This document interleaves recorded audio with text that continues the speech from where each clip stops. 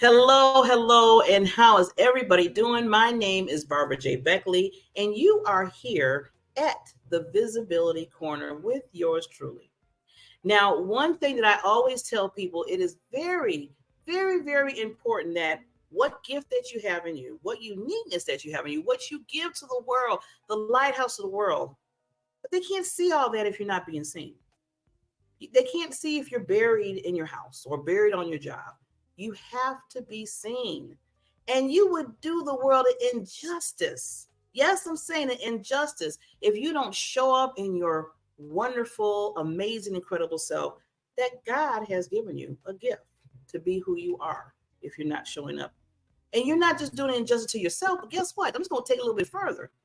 You're doing injustice to others that are waiting for you, that need you. They need you to guide them or move them to the next level in their lives, or just be there, or just put a smile on their face. Yes, we all need each other. So this is the place that I always say we are going to start and make sure that you are honing into your visibility and making sure that you are the one and you're special in a person's life. Now, today, as I always do on the shows, I always bring some amazing, incredible individuals to talk about who they are, what they're doing in the world, and the why. You know, it's nice to say, okay, my name is Barbara Beckley. I'm a 12-time, best-selling Amazon. I'm an international speaker. I do visibility, social media, and the list goes on. Okay, that's nice, Barbara, but what are you going to do for me? And what's your mission? And what's your values in that? So this is what we're going to do. We're going to make sure we do that with these wonderful. And when I have women on you know what I say about the women, I call them queens.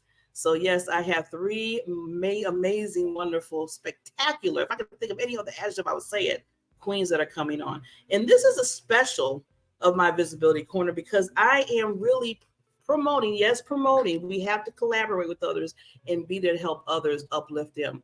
2023 Sister Leadership Conference. It's going to be incredible in October of this month. Well, October this month of this year. And these incredible women, they're keynote speakers.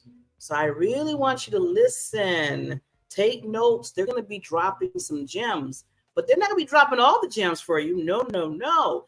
You got to make sure you go to the conference and listen to them. So they're going to make sure, they'll give you a little peek behind the curtain, but they're not going to give you everything. So because they want to make sure that you show up at the conference. So we're going to do this little quick little sponsorship. And then after that point, we're going to bring on these wonderful queens. We'll be right back.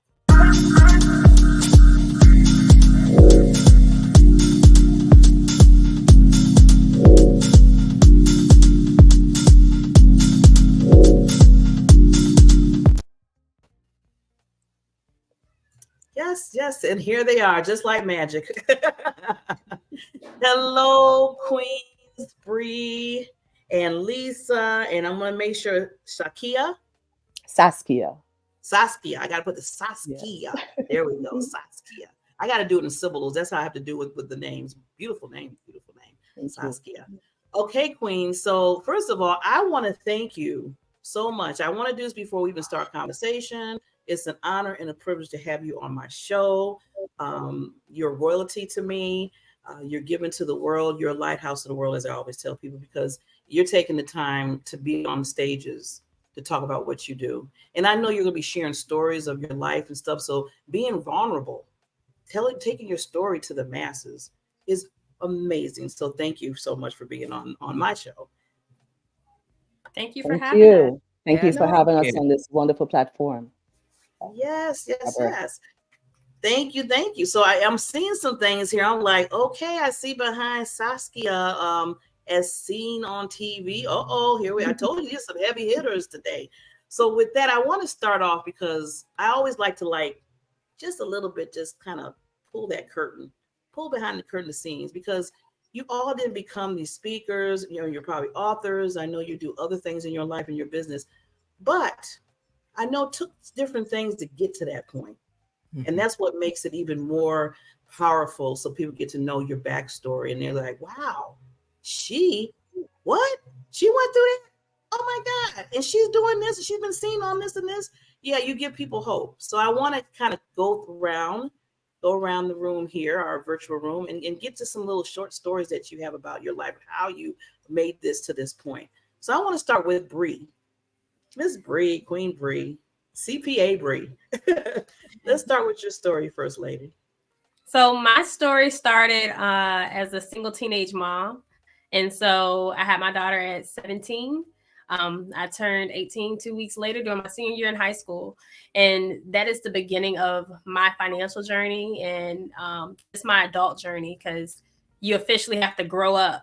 And so I'm the oldest of 5. So I've been a mama all my life, it feels like, because I raised my siblings with my mother since she was a single mom of 4 after the divorce. So since age 12, I was raising kids and then had my own before I could get freedom. And so I worked full time. I went to school full time, double majored in accounting and personal financial planning, and bought my house at 21. I closed on it about a week or so after my 21st birthday. And I went on to sell that house for a 6-figure profit.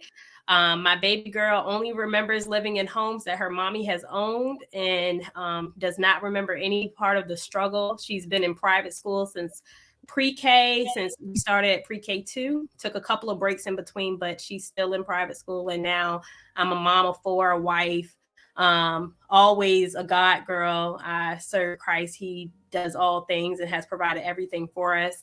And I'm just loving the journey. And I'm a full-time business owner now, which has been a journey within itself. So, yes. Woo, wow. I got to take a pause on that. I mean, 17, had your first child and basically said, okay, this is it. This is the journey. I got to make sure, you know, my child is being taken care of, and I'm only a child too, in a certain sense. So I had to give you so much love on that because I have 2 best friends that I have now. I mean, my age, I'm much older than you, but they had their child. One was 16, with true friends, and one was 17. And I was the godmother of both. Maybe because I was the one that didn't have kids at the time. And they were like, okay, Barbara, here you go. Automatic babysitter. But, you know, I think about them when I was listening to you because they didn't let it stop them. They didn't, you know, like to say, you know what, I'm just going to have my baby. I'm, you know, going to get on welfare. I mean, you know, and I know that's a process sometimes. Sometimes you have to do that. And I'm not knocking that for people because you have to do any means necessary to take care of your child and take care of you. And, you know, they had to get some help at the time too, with the help of the godmother. But they pushed through. They still went to school. They went to night school. They did, you know, when they were pregnant, they went to night school to get their, make sure they got their high school diploma. And I know with you, you pushed, you got your accounting and your degree, and buying a house at 21. Come on. I mean, and the list goes on. So I have to give you so much kudos for that, because that's saying, you know what, I am not going to make my journey. This is not the end of my journey. I'm going to continue on and make it even better for my children. So yes. Amazing. Ooh. So now what business are you in? Because I know you say you have a business too. What is it? So we only do a little bit of accounting. So I love doing taxes. So I do that for my clients. But actually, my purpose is to end generational poverty. So I'm a wealth strategist inside of my business, and I help my clients to create custom financial plans so that they can live their dream life now and also create generational wealth. And so we cannot do that if we just dream and we're like, I'm going to be successful one day. Like, we need a plan. And your dreams, for me, my clients, they come to me with the big dreams. I don't want to hear your cookie cutter American dream that's been shoved down your throat. I want to hear what makes your heart smile, what makes you filled with joy, and that you're like, oh, it sounds crazy if I say this out loud. And so for me, it's about talking to them about what is it that you feel like God put you on this earth to do? What is it that you feel like if you do this, it's going to fill you with hope and make you want to go harder? So that's really what I do inside of my business, custom financial plans to reach their dream goals and dream life now, and then also generational wealth to be able to pass down. Because for me, the struggle ends with me. None of my descendants will struggle with money. It will not be something that, shackles them. They will not be having coming from a sense of lack when it comes to decision making.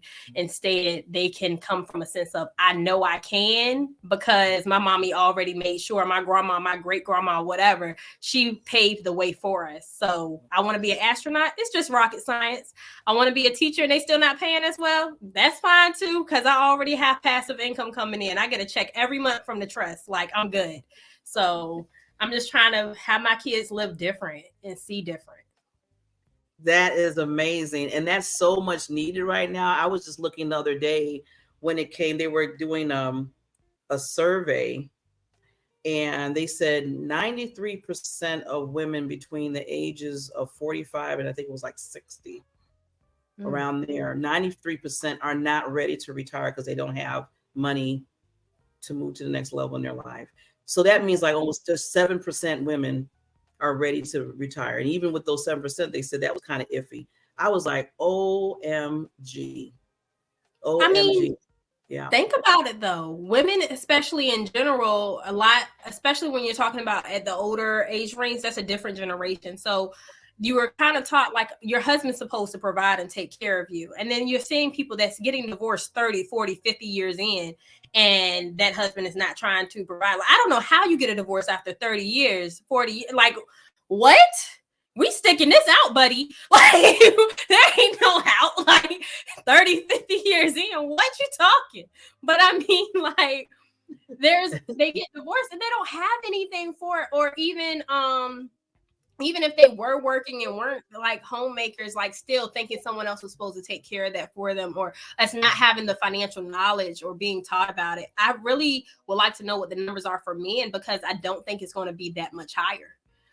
As far as, 7% of women are somewhat ready. And I would be surprised if it's something crazy like 50% of men. I would think that if it's 20% of men, that would be very strong. Because people don't think about their future selves in general, and people don't talk about finances in normal typical homes and start planning for the future. So I think that it's just a problem that we have as a nation, where we just don't think about our future self. We seem so removed from them, and seem so it's like, even with me saying from them, it's me, them is me, but we seem so removed from that future that we don't plan for it, and we live in the now. That's the problem. Yeah. And I think that's the thing. That's the key is now. And I'm like, well, what you going to do when you get older? Oh, I'll deal with it when I get there, and I tell people in a heartbeat, I went from that in my 20s and 30s. I'm 55 now. I said, don't do that. I'll deal with it when I get there. Deal with it when you're younger. So when you do get there, you feel you comfortable, and you don't have to think about, okay, am I going to be eating chicken and stuff, or am I going to be looking at dog food? And I say that because I know people at an older age that has to happen because they don't have the means. It got to that point, and it doesn't have to be if you, like you said, you strategically work it out right. So I'm glad that you are you're an advocate. You're standing strong on that. You're standing strong. Yes. So Bri, I want to get back to you in a minute because we were some other questions, but I want to get to Lisa now. So Miss Lisa, love the necklace, lady. Ooh, I'm loving that necklace. Thank you. Thank you. Queen. So Lisa, how did you get here? And what was your route into this magnificent world that you're doing now for everybody? Yeah, so I tell everybody I am living a double life. I am still full-time in corporate America. I am a chief human resource officer for a technology company. And I basically climbed and scrapped my way up the corporate ladder, started my career as a recruiter, and just worked my way up, to HR business partner, HR manager, director, vice president of HR, and now I am a chief HR officer.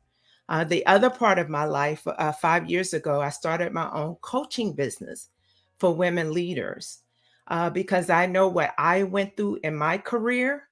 A lot of times I felt invisible. A lot of times I'm in a male-dominated environment with technology. So many times I was the only female in the room. And a lot of times I was the only person of color in the room. And I know that feeling and that struggle. So in my coaching business, which is my passion work, and can't wait till I am able to do it full time. Yes, that's the goal, right? Can't wait. But I love working with women on finding their voice, especially in male dominated environments, because sometimes our voice gets silent when we're in those rooms where the decisions are being made. And then I do a lot of work, because I went through this, with women on leadership courage. Like everyone in the room is saying it's red, and you're sitting there and it's like, no, it's blue. And am I going to speak up and say it's blue? And here's the reason why I believe it's blue. And just being courageous enough to go against the majority. A lot of work around that. And then I work with women on how they show up, like executive presence and leadership presence. How do you show up in the room? Because we all know you get judged before you even have opened your mouth. So how are you walking into that room? Is it with confidence? Is it, how are you showing up authentically? And so that's my passion work. And that's where I am headed once I transition out of corporate America, because I'm on the other side, being on the HR side.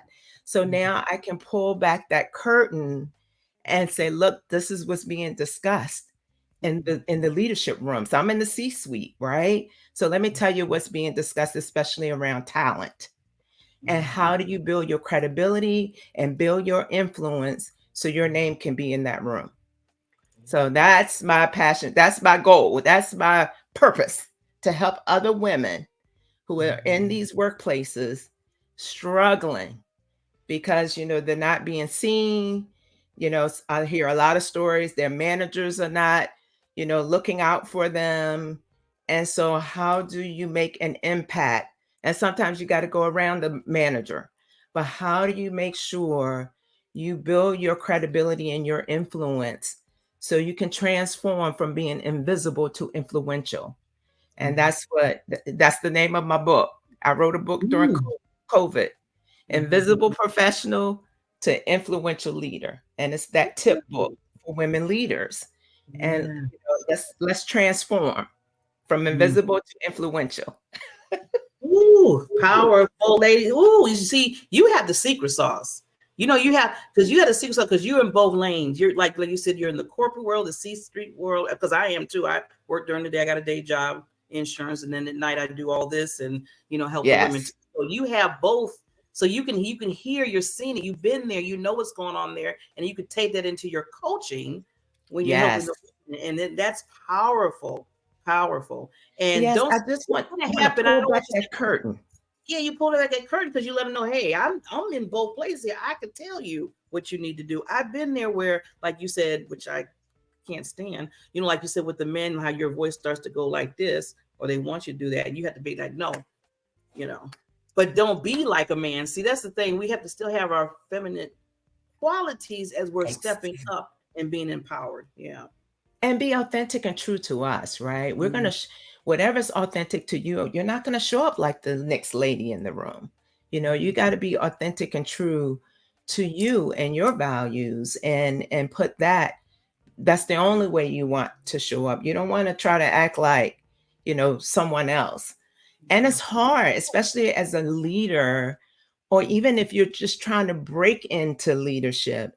It's really hard to figure out, who I am as a leader. And because sometimes it's based on our experiences and what we've been through.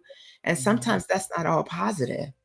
So really doing that work and helping other women show up as their true, authentic selves in some of these workplaces, because the cultures in some of these workplaces, can be very toxic.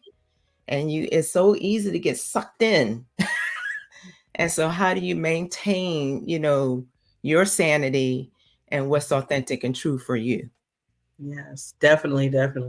I'm loving it. So I know you said, right now you're working in the corporate and you're working on the coaching, your business and stuff.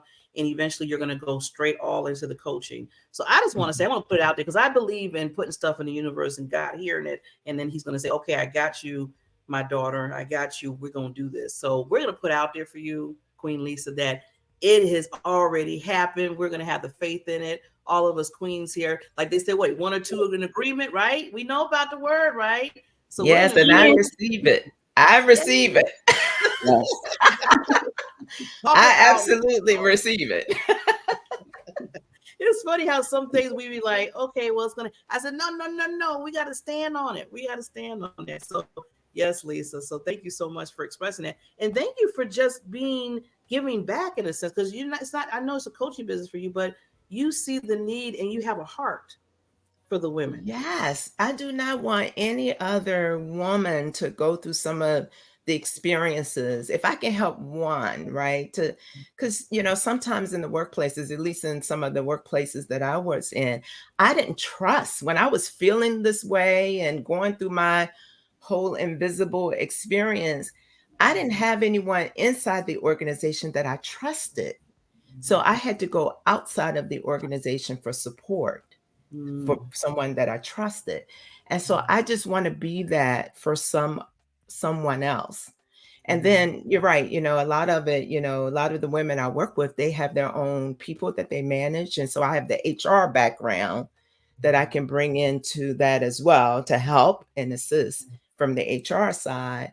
But really, I just have this true passion about, wow, if I can help one other woman, not, even you may have to go through those experiences, but if I can just share and help her to, work through that, that's just, yeah, it just touches your heart. Yeah. I always say that if I can just touch one person, just one. But I know I say that, but each and every, okay, you queens on here. I mean, especially Mrs. ABC, CBS. We're gonna hear from her in a minute. all of you, you're touching more than one person. You know it. So I'm telling you right now, again, I'm put it out there for each and every one of you. And that's what it's all about, is coming together, being supportive for each other, creating that community. And it doesn't have to be a Facebook group. It's just create a community with ourselves and the knowledge that we seek, and say, let's share that, because you have a strong item that I would need. Bri, I mean, accounting and stuff like that. And I took accounting in college, and then I let it go, and I went straight to something else. So don't even tell me. All I know is balance sheets and income statement, and then that's it. So I would have to go to Bri. And then Miss Sino, I'm telling you, I want to know how you got that. I mean, this is where we need to come together. So I'm loving that you have that heart, Bri. You do too. And I want to get to our next wonderful celebrity, another celebrity. I feel like I'm just interviewing celebrities today. I feel like Barbara Walters or something. So, Lady Queen, please express, how did you get to where you are now? I know it was a journey. Yes, and thank you so much. I feel so blessed to be in the presence of so many trailblazing professionals, including yourself, Barbara. What an honor. So my journey is very unique, as you probably pick up. I'm West Indian. So I actually had the opportunity to live in 4 countries, including the US. So I do have a broad cultural perspective. And so with that, I was able to gain the natural gift, or to add to the natural gift of resiliency in my life. Just being able to integrate in those different cultures and overcome setbacks and challenges, keeping a positive mindset. It's what actually made me into the professional I am today. And every place I lived gave me so much richness for my journey. So I'm actually a life transformation and trauma-informed care coach with roughly 20 years of corporate visionary leadership experience as a PMP certified chemical engineer. So when I smile, I see lots of similarities with Lisa's journey. And so I'm really in this path of purpose. So when I was in corporate American high tech, I actually served as the corporate resilience ambassador, so for the company, so to speak. And so just leaving that era, that corporate era in this March, I was able to reach so many professionals. And of course, the news citations, top news citations, being on the Celebrity Boss August cover, that really was just an honor. And it's not about publicity. It's really about spreading healing and empowerment and letting professionals know, Black professionals, particularly sisters, know that there are tools out there available to them to deal and respond and control trauma. And so I made it my mission because I've had to deal with lots of personal and professional trauma throughout my life journey. And I had to really get those tools. The tools and the nugget solutions were not available to me. So I had to design them. And of course, with God's help, because I'm a woman of faith, I was able to get those offerings together to enrich the lives of so many so they can become the best version of themselves and thrive in purpose and passion-fulfilled living. And I can't think of a better way to live. So it's truly an honor. And I have to say, even when I left corporate America, my journey did accelerate quite a bit because I became a published co-author.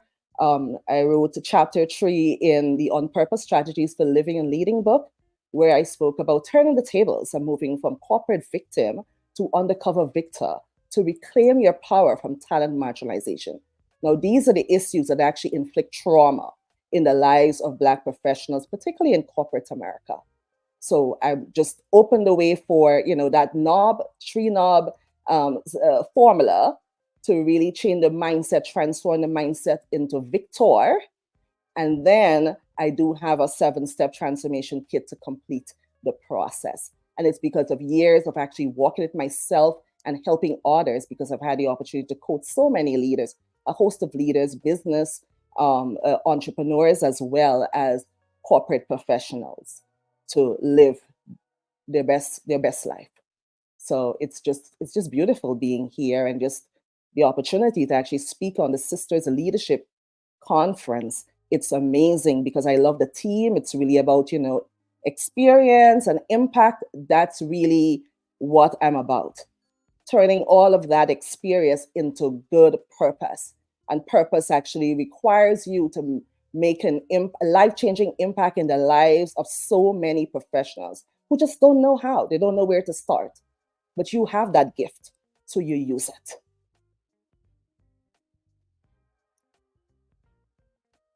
Oops, I'm not able to hear. I'm so blown away. I hit the mute button by mistake. Like, well, wait a minute, Barbara. You got to tell her. You got to tell her how powerful she is. Woo, Miss. Is it last name? Is it Christian? Christian, yes, that's my maiden. I'm married, but my maiden name is Christian. Well, Queen Christian, I got to start calling y'all by your last name because this is like royalty to the second power. I mean, 4 different countries, lady. Come on, 4, and then it was a gift. I mean, then you in the book, and I just can't. And the list keeps going on. You ladies, you have really made. See, this is when I look up on women that come on this stage, that come in this room, really, and shine the light so bright. It really takes my heart. It really does, because I just want to multiply you. I want to multiply all 3 of you. I really do. Because this is what we need in the world. We need this. We need your standing. And then we're from the youngest to, well, I'm going to say the oldest. That's me. Okay. We won't even, all 3 of you young. I'll just put me as the old one and call it a day. But just standing and being confident. This is the part that I'm loving too. You're not sitting back on your empire saying, well, I can do this like that. No, you're like, no, it's gonna be wealth in my family. We're cutting all that. I'm like what Bri said. She's like, no, it stops here. When she said it stops here, we got Queen Kristen talking about, well, you know what? I've been in 4 different continents, and yes, trauma is going to stop. I'm going to make sure I can help you with that. And then we got Miss Lisa. Come on, she's like the I call her the secret agent. She's like in the C-suite, and then she's doing her own thing with the women. And then she back to C-suite. Okay, we'll take this and do. So you're the secret agent. So you all have so much that that's amazing. And I see why you're part of the 2023 Sister Leadership Conference. And I wanna. And it's funny because our queen here.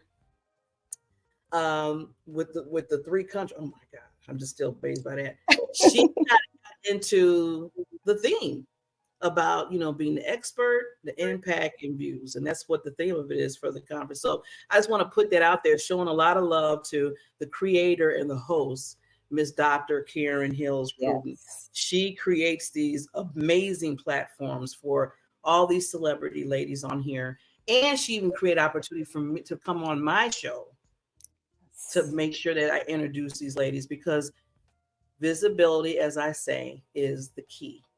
You don't need to be hidden. See, now these 3 ladies were hidden.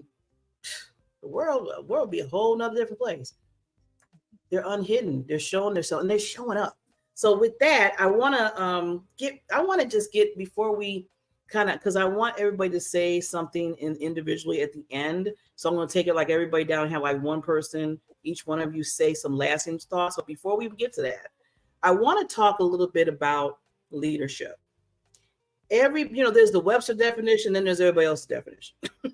So I want to get into what you see in leadership for, like, in your own world, and where you see leadership needs to go. So it's like, okay, what is your like main definition, what you see as leader, as being a leader in your own world, and where it needs to go? Because I see nowadays, because we can say, oh, leadership's doing fine in this area. Then you can say, leadership is not. Ugh. I mean, I could tell you some horror stories.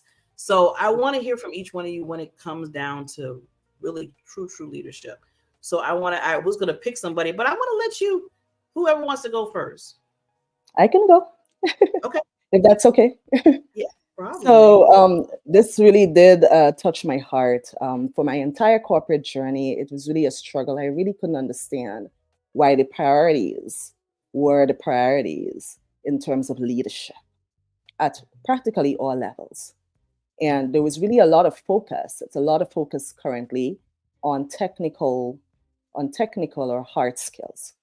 And so I actually held a resilience summit. I hosted a resilience summit with 15 leaders from different, wide cross-section of spaces, really telling the world the importance of soft skills and emotional intelligence, and how that has to be at least above or at least balanced in some form in order for us to walk in authenticity and be true servant leaders, so that we can have that collaboration and we can have that productivity, that sense of community in our corporate spaces and beyond. And that means so much to me, because I see the opportunity is so great. And there's so much innovation that can actually take place once we make that transition, not just talk it, but actually do it. So that's really, my take on it. So authenticity and maximizing influential power, that is indeed part of my offering for Boost True, which is the life transformation coaching service that I founded last October, dedicated to helping professionals become the best version of themselves and overcome adversities. The EQ, the emotional intelligence, and the influential power, that's what I'm focusing on for corporate executive leaders, female executive professionals, or male executive, everyone. They really who struggle with this from time to time. There's opportunity to up-level your game in this and win team members, have foster unity, and of course, able to have people buy in on your, decision making and so forth. So instrumental for the workplace. So that's just what I have. Oh, Queen, you know what I love when I was listening to you and I was taking notes, because I always take notes with the experts that's on the screen. So when you mentioned what's so important that a lot of people take for granted, learning the soft skills, yes, and the emotional part of it. I think about what's one of the, because we had COVID, but the other thing that has been out there is mental health. It is real. Mm-hmm. And it's important, and it's sad how it took us to go through this journey for people to really say, oh my God, this is another, it's out there. It's real. People are losing lives. They're taking their lives for it. And I feel like people in corporate or your business or whatever, you have to get to them soft skills. You have to be an emotional intelligence somewhere down the line. We're not robots. I keep telling people we're human beings. I mean, I know they're making the robots, but right now, no, we're not robots, and we never will be. So they have to always have that. Yes, So empathy and compassion. Empathy and compassion is key. And when you say you marvel at how so many countries I lived, that's what I was able to acquire. Empathy. And because of that, I was able to lead groups in corporate America, cross-functional groups, as far, international groups, to great success, manufacturing quality excellence, because of that empathy factor. So it's very, very critical. Very. And then you mentioned, Queen, that you had you put like 50, you was in like a summit with 15 leaders. I know you mentioned something about. I held a resilience summit in early September. And I had it's an amazing opportunity to hear from so many founders, humanitarians, ex-UFC fighters, corporate VPs. It was just rich. And it was free to the public. So it's available actually on Boost Through YouTube site as well. So people can go in and they can see that. But it's not something you hear every day. And the perspectives that were heard, it's not perspectives that you hear every day. People who actually walked resilience, they walked emotional intelligence, and very, very successful, making major impact in this world.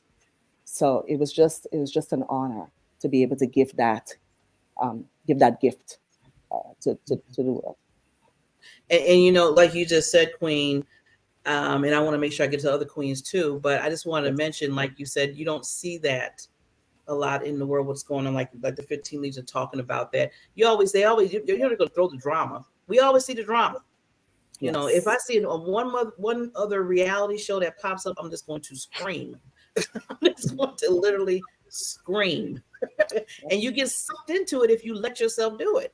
But I wish we get sucked into what you're talking about, Queen. Look, but having the 15 leads, listen to what they're saying, listen to what the future holds, or what is not holding, and saying, okay, we need to do something about this. Because while you're looking at reality shows, you need to look at the real reality on what's really going on. So I commend you for that. And I'm going to get that from your information, because I really want to hear, what they were saying, because that's what we need. That needs to be on the news, to be honest with you. Yeah. So I want to go to, thank you, Queen, so much for sharing that. I want to go to Miss Bri, or Brianna, Queen Bri Smith, CPA. When it comes to you, because you're a leader in your own right. I mean, you've been a leader since you was. So, I mean, just teach me. I'm starting to take notes already before you even open your mouth. I'm getting my notes. But I want to get your take on that, because you are, in the younger group, and you kind of understand, because I always try to engage with all different ages, because you can learn from everybody, for one thing. Yes. And we might be missing some, because sometimes, I'm going to say this, because some of my friends, because in my 50s stuff, we get kind of grounded into, we did it. And I always ask the question, well, did you ask a 30-year-old? Did you ask a 40-year-old? Because what we talk about might not even be what it is at all. You need to see what they're talking about and what their needs are, because it's different. So I want to hear about leadership and what you think, and where it's going, and where you feel like it needs to be taken.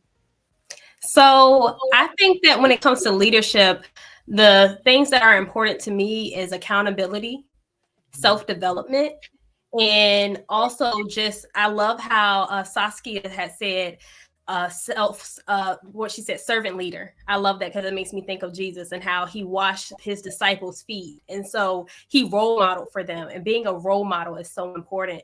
And so I look at leadership through a different lens, instead of through the corporate lens. I just left corporate America in March, but I'm thinking about it as when it comes to my home as a parent, when it comes to me as a big sister, when it comes to me as a daughter, even because sometimes I'm being a leader, even in that space. Like when it comes to me as a family member, when I'm at home, my home is my first responsibility. And so having accountability to say that it's all my fault. whatever I didn't do or where I'm at in life right now is all my fault, instead of blaming someone else. I see that there's a lot of victim mentality within the world, period. And so we all need to be leaders in our own home, in our own environments, in our own communities first. And we need to take accountability for our own actions and take accountability for where we are in life, even if tragedies have happened, even if trauma has happened, because I'm pretty sure tragedies and trauma has happened to every last one of us walking this earth. It's just unfortunate. It's just what has happened. But that does not give us an excuse for not having proper behavior or being a role model in those that are younger than us lives. So whether it's as a big sister, I take a lot of accountability in being a great role model for them, showing them what to do and what not to do. And hey, even though I had a baby when I was a teenager, you better not. Like, you don't have to make the mistakes I made. Learn from other people's mistakes. Being able to talk to those that are older than you and wiser than you. I like to say that I have a board of directors over my life, especially so when I was 19 through 22-ish, like that 18 to 22 range. Oh, I needed help. And so I went to my grandparents and listened to them about everything when I had a problem. And sometimes I took their advice and sometimes I did the exact opposite, but it was the right decision for me.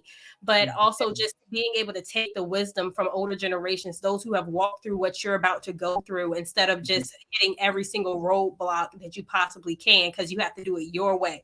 There are no new paths. Like, just take that road that they already took and avoid the speed bumps that are coming by listening to wise advice. So accountability, being a servant leader where you're taking care of those that are in a lesser position than you, because you're not beneath you. Their value is no less than yours.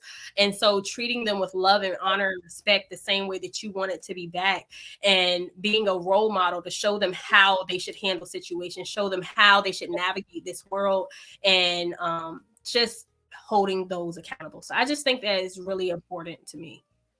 Yes. Ooh. Big, wonderful. Yes. See, sometimes the simplest words are the powerful words. Being accountable for yourself first. I love that you said that, Queen, because I always tell myself, I look at myself in the mirror before I look at anybody else. And some people say, Barbara, you look in the mirror and say, all the things you did wrong. I said, no. I mean, I bring it up and say, okay, how did I get in this situation where it got to this point? What did I play? What role did I play? I played a role in that play somewhere because I was there with them. So I need to make sure I'm looking at myself, and I start, instead of saying, well, they did it and they said this and they did, if it wasn't for this, then they, and it's like, did I keep saying, okay, well, where were you at? You forget that you were part of this whole thing too. And I tell myself that. You're talking about everybody else. And so you got to be accountable for yourself first, and then be a lead. That's how you become that leader, because now you're saying, okay, I'm taking the responsibility. I'm taking accountability before anybody, to make sure they see that that's one of the qualities that needs to be embedded in becoming that leader. And then moving forth in that. And I like what you said too, which I wanted just to give you a hug through the screen when you said this. When you said, I do go back to, older people and get the wisdom and the knowledge. And sometimes I take it in because they've been through the bumpy road. And then sometimes I don't. And that's good, because I would tell somebody that, I said, don't do what Barbara did. That was a mistake. Don't do that. And you, because you're your own person. You got your own uniqueness. You got your own gifts. So yeah, get the advice, but then you have to be you and do you what you have to do. So I commend you for that, because I feel like if we both, like in our generations, if each generation we have, if we would just think about the fact, getting your mind moving, that that mindset. I say mind flow. I don't even say mindset, because mindset to me, you're just sitting there. Open that mind flow. You can learn from a 10-year-old, a 20-year-old, an 80-year-old. I've learned from all of them. I mean, I learned from a 5-year-old today. They told me to shut the door because the flies were coming. He said, yeah. That was my and I was like, I said, I'm waiting for this, but why are you shutting this door? And he just shut the darn door. I'm so glad he did, because a bunch of flies were over there on the side. I didn't know that of the building. And he said, shut the door, because he didn't want the flies to come in. A 5-year-old. I got taught. So that's what I'm saying. You have to have an open mind, with things. And I think that's a true leader, is when you have an open mind, being accountable, just like the other queen said about the soft skills, emotional, empathy. Awesome. Thank you, Bri, for explaining that, because it's powerful. Thank Okay, you. Miss Lisa, I want to hear your take on something, because I know, well, you in the C-suite, you over there with the women. I mean, you doing this thing, so I'm ready to Yeah, take so the. I'm going to bring it from two different perspectives, right? So from the leadership perspective, it is about, I love what Saskia and Bri said. So the accountability, but some of our leaders are lacking today is the empathy and the emotional intelligence. And where we are in the world today with remote work, flexibility. This is what employees want, right? So coming out of the COVID, and a lot of workplaces are not back in the office. So the big key is engagement for leaders, right? So now I'm a manager and I've never had to work with a fully remote staff, and I've never had to lead and engage. And then we're asking our managers to motivate and inspire. And some of them just don't have that, right? So, from an organizational perspective, now I'm putting that CHRO hat on right now. Mm-hmm. So, sometimes we promote people into leadership and we drop them out there, ask them to be a leader or a manager, and give them no support and expect them to know how to effectively lead. So that's on the organization. Like, what programs, tools are you giving to people who may have been technical all of their career? And now we pull them out the technical track, drop them into management and leading people.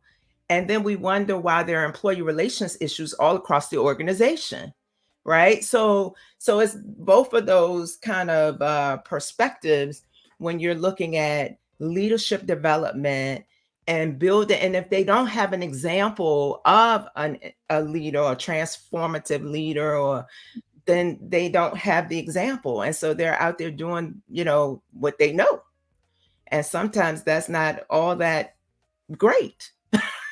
Right?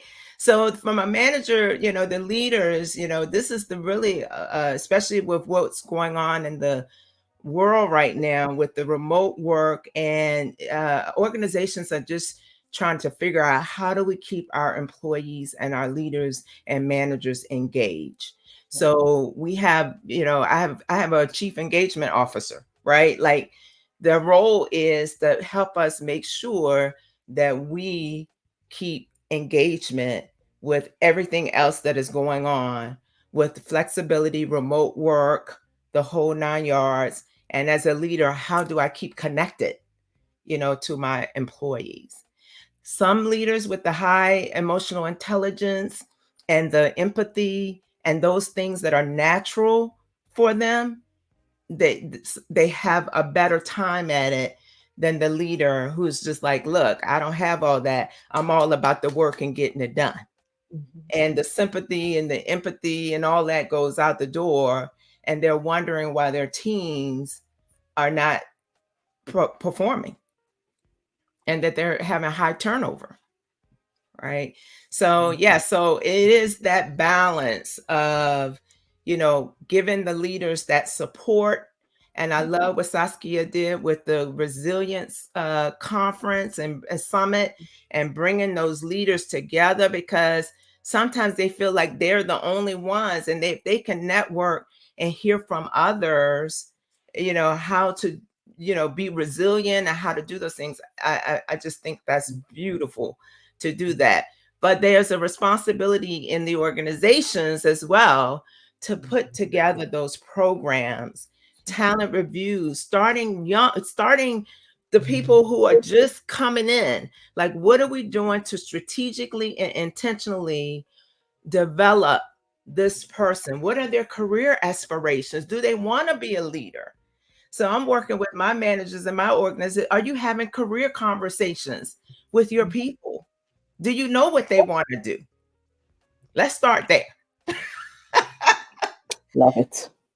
And, so you can know what they want to do, and then we can strategically and intentionally develop them and help them create experiences where they can get the experience.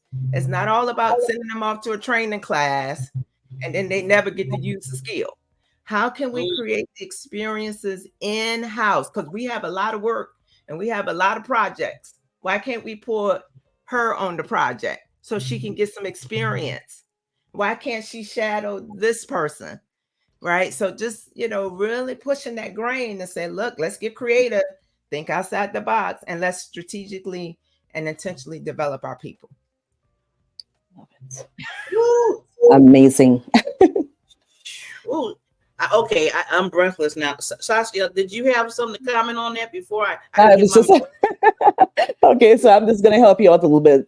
Lisa, that's a wonderful perspective. You summed it up just beautifully.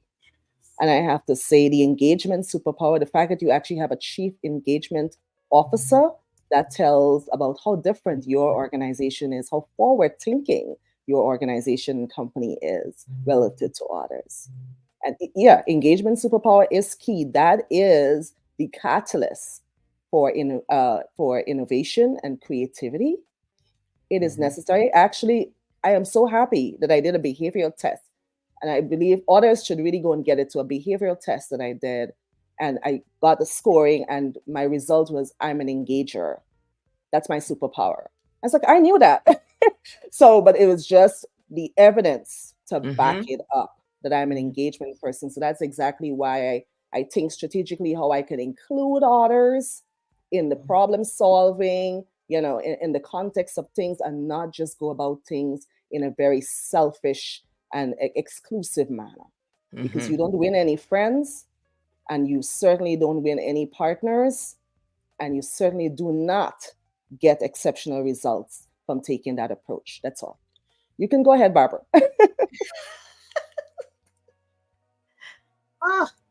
OMG. Yeah, I had to thank you, Queen. Sometimes, this is where the community comes in and helps you and be that leader. So because I was just taking it all in, Lisa, because everything you're saying is so much needed. And now, like I'm just gonna hit a little other piece, because Saskia did a lot of the stuff that I wanted to bring out. But when you talk about the remote environment right now, it's to the point where this is according to Barbara Beckley. They still don't get it. They don't still know how to maneuver around it. And it's getting to the point where some of the employees are like, really? Exactly. This for 3 years, and now you want to go back into the past and bring the past to the future, which is totally changed. I don't care what they talking about COVID, because it's still all over the place, up and down. It's not like totally gone, never will be, just to be honest. But then you want to put back, or you want to go back because you're so used to it. And it's like, no, we've been doing this for 3 years and it was working. Exactly. In fact, I know some people just on my team alone, they're like, I like working from home due to the fact that I don't have no distractions. I'm getting more done. I don't have to do the drive. There's just, and the list is on. And the management, the only thing in their mind is, like I said, according to Barbara, because I'm in that C-suite with you, Lisa. The bottom line, and I can't see you. I need to see you. That's what it is. If I don't see you, you're not doing nothing. And now I'm getting ready. We're not going to go too far into this, because we could talk about this all day. Then you get into the culture. So then do we not trust? What's our culture? So we're not trusting the employees, even though for the last 3 years, we haven't missed a beat. Productivity, technology. So now we want them back in the office because you want to see them. So what is it? Like, is it that we're not trusting there? So then what is the foundation of the culture? Because you can say one thing and your actions are doing something else. And the culture, okay, you can say we have a inviting culture, but the actions, now you want everybody back in the office full time. Okay, what is that saying? So yeah, these are some of the discussions that are happening in the C-suite. I don't know not just including my organization, right? Like, okay, what are we really saying here when we say we want everyone, back 100% in the office? And just so you know, as the chief HR officer, we need to get ready for turnover, because now people have choices. some people don't want to do this. And if we're okay with some of our top talent leaving because they found a flexible environment elsewhere, now we're losing top talent. So what does that say? Right. So I know I hit I hit one of those sore spots because it's I know, Lisa. That's why this could be a whole nother pot, a whole nother session. I'm gonna stop right there. We have enough meat for it. I know Bri's like, okay, wait a minute, are we gonna so we definitely I'm gonna pin that, but and I got to bring you probably on one-on-ones with each one of you talk about that. But yes, I'm glad we brought that up because it's one of the, I say it's a beast in the corporate area. It really is, because it's a lot of that going back and forth. Mm-hmm. But overall, I want to say overall, each and every one of you gave some good, wonderful when it comes to having the values and the traits of a leader. And I always tell people, leader versus manager is two different things. I don't know why people think that sometimes management and leader is the same definition. It is not. it is not. It's really not. So I'm glad that you ladies really explained that. So now I know the time is near, so I'm going to play a game. Yeah, we'll have a little fun. Have a little fun. We've been having fun, but let's have a little bit more fun. So with that, I know we'll have, with our time near, I want to make sure that you give some lasting thoughts for the audience that they can just really just say, ooh, I want to take that and I'm going to, I want to say that, because that what she was saying, what Bri said was awesome. So I want you to leave like a 30-second talk just on what's last impressions. Then I want you to let everybody know how they can contact you, because I know by listening to the three of you right now, they're probably just like, yeah, I need to get to them. I need to get to them. So I want to start off. I'm going to go top to bottom here. I'm going to start with Bri and then keep going down the list. Awesome. So one thing that I want to take away would be, I understand that we're talking a lot about leadership and being accountable. I think that we need to start focusing on our mindset and ourself first. That's something that I'm learning in this own season of my life, is just looking at myself first, taking care of myself first before I can even take care of anyone else, pouring into myself with self-love, even if it means sitting down, doing my own nails with my cup of tea, watching a movie. Like, take care of yourself first. Love on you before you love on anyone else, so that you can be that great leader in any environment. But it starts with loving you. So that is the biggest, most important thing. And just shifting your mindset, knowing that you can. A lot of the issues that I see is that people keep saying they can't. And that saying that whether you say you can or can't, you're right, is so true. Because if you believe you can do something, you will find a way. Opportunities will fall into your lap and you will grasp them, take hold of them and run with it and make sure that you reach your end goal. But if you say you can't, all those opportunities that are around you, you don't see them. You're blind to them because you're so fixed on, well, only if I had this that someone else had, or only if I was smart enough, or only if I was this, that, and the third, insert excuse here, I could, but I can't. And so you can't even see what's available to you so that you can be successful and run forward. So I think that it's just very important to do that self-work, take accountability, and be able to take hold of every opportunity that comes your way so that you can win, whether it's in your finances or in other leadership roles that you're trying to achieve. I can be reached at Bri Smith CPA any and everywhere. Brianna and Smith are common. My husband made me extra common, but apparently when you add the CPA, you can find me. So I'm on all social media at Bri Smith CPA. My website is bdsmithfinancial.com. I would love to help you on your financial journey to create a custom financial plan to reach your goals. That's it. Oh, you're muted still, Barbara. This is what I'm talking about. I get too excited. That's it for Miss Queen there, but no, that's not it, because she's please reach out to this lady. You see, just amazing. So thank you, Bri, again. I'm going to bring on the next queen. Yes, and I'm going to piggyback off of what Bri just talked about. Sometimes we don't take the time to learn ourselves to see what kind of leader we want to be, or to invest in ourselves to do the inner work.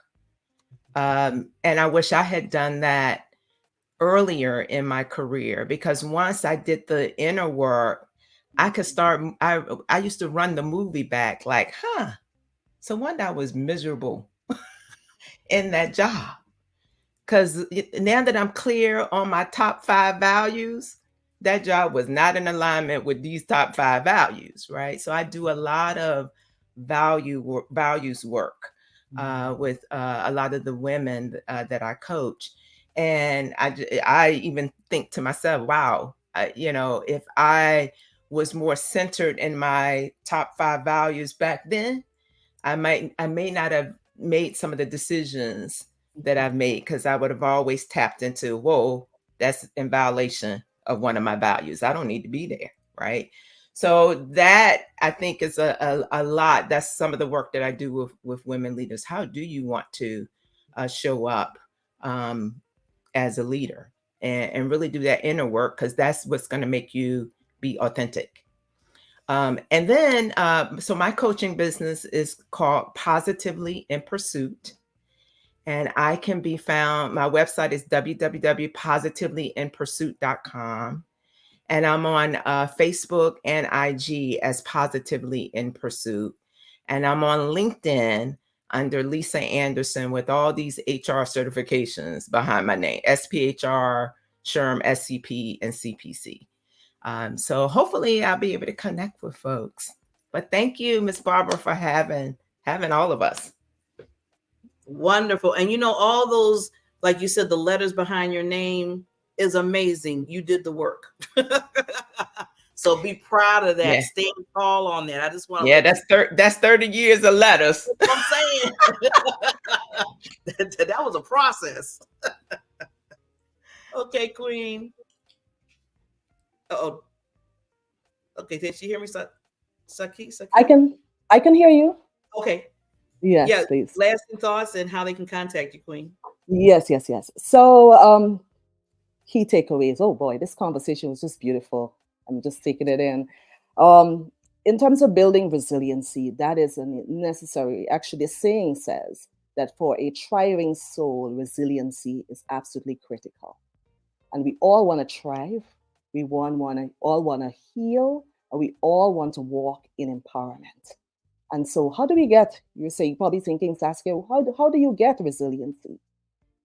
Few things: self-awareness, just making sure that you're clear in terms of being strategic about your goals, just like what Bri and Lisa said. And of course, self-confidence. Having that boost of self-confidence is important for where you're going to go in terms of walking a life of passion and purpose. That's very important. And then lastly, support systems. Support systems, social resilience. How are you leveraging your support systems? How are you including the community, right? And drawing in all that positivity, goodness, in order to grow so that you can overcome those challenges and those setbacks and thrive with long-lasting thriving. And so if you're wondering, so how do I do all of that? Well, I am a resilience strategist. So I have what it takes to combat professionals' distress and give them passion and purpose-driven comeback. So you can contact me. If you're wondering, what even is resilience? Or what are those practical strategies? How do I develop and sustain those strategies of resilience? Please just give me a 30 minutes transformation call, and I will make everything so clear in terms of how we can actually help you become the best version of yourself. Boostru, www.boostru.com. That is the name of my life transformation coaching company. And I can also be reached on LinkedIn, very active there, on the Saskia Christian, and also on YouTube as well, with a little bit of Instagram and, of course, Facebook presence. So looking forward to hearing from you. Miss Saskia. Woo. Okay, ladies, you have made my entire month. I mean, my month is I'm just so happy right now. You just don't know. I want you ladies to know that this is family to me. Anytime you want to come back, if you want to do one-on-one with us, and anything that you're doing in the future that you want to say, you know what, Barbara, can I get a little more visibility on this? I'm doing this. I am here. I'm here for you. We got to support each other, especially as women, and especially as women that are leaders that are on a mission. So thank you again, Queens, for coming on. Again, please, I'm just going to put down here again, you want to hear these queens, they're going to be on the stage. These keynote speakers, 2023 this year in October. I put in the register link right below. Please register. Keep it there for a minute. And look at these. I mean, there's going to be other speakers, but I don't know. Right now, these three, to me, are my best. I'm just going to say, I'm going to probably get in trouble. They're going to probably throw tomatoes at the screen. I don't care. These three are the best to me. I'll put it out there. They'll be like, ooh. But no, I love you all, ladies. Thank you for making my life just another in my heart and soul. And just to remind everybody that, as I said, visibility is the key for your uniqueness, your greatness to shine. And as I always say, you are a lighthouse to the world. You can save lives through what you do in your world. So with that said, we'll see everybody at the next Visibility Corner. And again, ladies, thank you for just your presence and for just being you. Thank you. Thank you. Amazing.